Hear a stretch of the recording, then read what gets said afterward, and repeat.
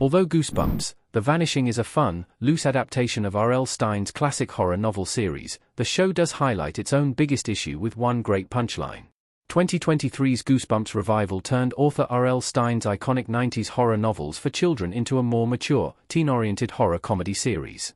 While this reimagining was fun, Goosebumps Season 1's cliffhanger ending proved just how uncertain the show's tone was.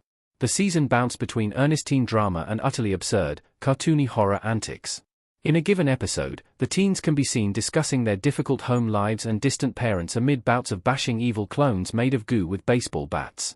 Goosebumps, The Vanishing's new cast of characters were no different, with the show still balancing straight-faced teen melodrama alongside tongue-in-cheek horror comedy. The result is a show that, while fun, never finds its footing in terms of tone. Devin's funniest Goosebumps Season 2 scene highlights the show's absurdity. Devin argues with Frankie over Trey after another life-endangering ordeal. Sam McCarthy's Devin staring ahead in Goosebumps The Vanishing. Although viewers eventually learn what happened at Camp Nightmare in Goosebumps The Vanishing, the show's best moment arrives a few episodes earlier. When Devin and Cease arrive in Gravesend, Frankie is dating the abusive bully Trey.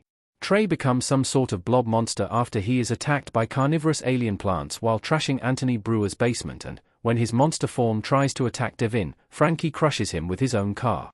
Trey then possesses his car before returning to his somehow unharmed human body and showing up catatonic in Fort Jerome. In Episode 4, Monster Blood, Cease is pursued through the city by a blob monster that emerges from her after she drinks kombucha. Frankie and Devin help her escape and destroy the monster, only for Frankie to receive a call saying Devin has woken up at the hospital. Goosebumps, The Vanishing calls out its own uneasy blend of teen drama and raucous horror comedy in the following scene when Devin can't understand why Frankie would visit her abusive ex. Devin asks why Frankie would return to her bullying boyfriend and, in reply, she tells him he is speaking like someone who's never been needed. Devin understandably asks what the hokey phrase even means, claiming "I'm needed," and protesting that the faux deep aphorism didn't answer his question at all. The real answer, of course, is that Goosebumps, The Vanishing's next R.L. Stine reference needs to be set up by a trip to the hospital, but the series is refreshingly self-aware in its mockery of young adult clichés. Devin and Frankie's story proves Goosebumps Season 2's balance is not quite right. Goosebumps takes its teen drama seriously but treats its horror lightly.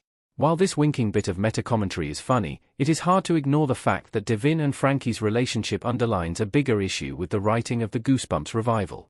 The show's teen heroes are pursued by apartment-eating blob monsters and talking to their dad's disembodied head in one scene, and they then revert to arguing over who is dating who in the next.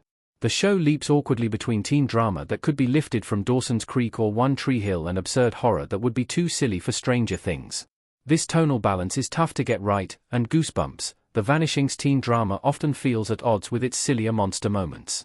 Goosebumps, The Vanishing's ghostly Hannah arrives only a few moments after Frankie departs, and it becomes transparently obvious that Frankie and Devin's relationship struggles were a setup for the show's next monster escapade. While these scenes referencing Stine's novels are consistently fun and inventive, attempts to take Trey and Frankie's toxic relationship or Alex's troubled relationship with her mother seriously jar with the goofy tone of Goosebumps. The Vanishing's horror Goosebumps Season 2 improves on Season 1's inconsistency. Devin's outburst makes the horror anthology's absurdity more self-aware. That said, Goosebumps, The Vanishing's tonal balance is a marked improvement upon Season 1. The show as a whole takes itself a lot less seriously than Season 1 did, which is better than not taking itself seriously enough. Goosebumps, The Vanishing's cliffhanger ending might be lifted from Stranger Things Season 1, but it is nowhere near as grim as it was in that Netflix hit.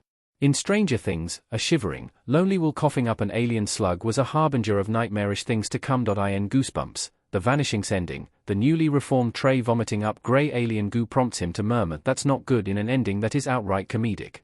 Goosebumps, The Vanishing doesn't take itself too seriously, and this is a merciful change from Season 1's ending, which left the protagonist in a critical condition after he was shot while defeating the villain.